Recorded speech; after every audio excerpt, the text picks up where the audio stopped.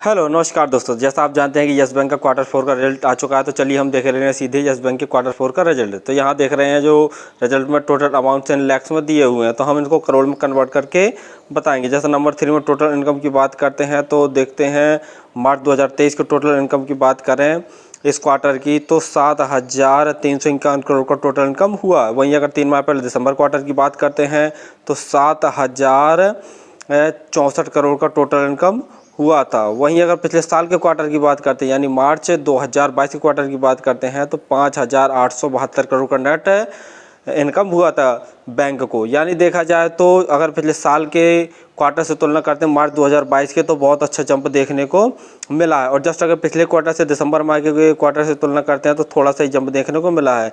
अब हम ईयरली देखे ले रहे हैं। अगर ईयरली बात करें तो मार्च 2022 तक के अगर टोटल इनकम की बात करते हैं तो 22,423 करोड़ का नेट इनकम कंपनी ने जनरेट किया था। वहीं अगर मार्च 2023 तक की बात करते हैं तो 26,826 करोड़ का टोटल इनकम कंपनी ने जनरेट किया। यानी देखा जाए तो अगर ईयरली ऑन ईयरली भी काफ़ी जंप देखने को मिला है। चलिए हम देख ले रहे हैं प्रॉफिट फॉर द पीरियड। तो जैसे यहाँ देख रहे हैं 14 नंबर पर नेट प्रॉफिट की बात करते हैं मार्च 2023 की बात करते हैं तो कंपनी को 206 करोड़ का नेट प्रॉफिट हुआ है। वहीं अगर 3 माह पहले दिसंबर क्वार्टर की बात करते हैं तो कंपनी को सिर्फ 55 करोड़ का प्रॉफिट हुआ था। और अगर पिछले साल के क्वार्टर की बात करते हैं यानी मार्च 2022 के क्वार्टर की बात करते हैं तो उस समय 371 करोड़ का कंपनी को प्रॉफिट हुआ था।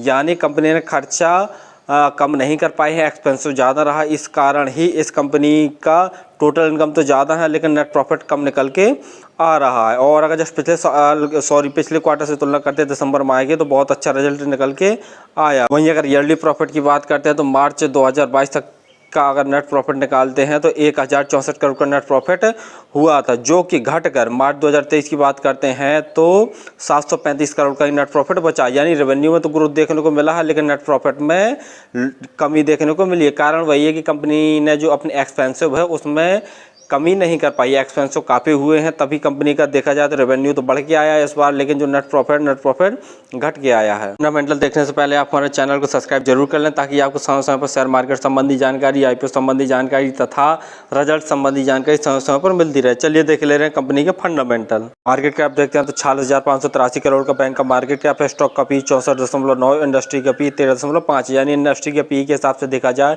तो ये शेयर काफ़ी महंगा चल रहा है। ROC ROE में देखा जाए तो थोड़ा सा सुधार आया है। वहीं कंपनी के ऊपर कर्जा बहुत सारा है। कोई भी बैंकिंग सेक्टर का शेयर उठा के देखते हैं तो कर्जा रहता ही है। 2,69,396 करोड़ का कंपनी को बैंक को कर्जा है। वहीं देखते हैं कि प्रमोटर होल्डिंग 1% नहीं है, जो कि बैंक के लिए सबसे नेगेटिव पॉइंट वाली बात है। बैंक के पास देखते हैं तो फ्री कैश फ्लो भी काफ़ी मात्रा में है।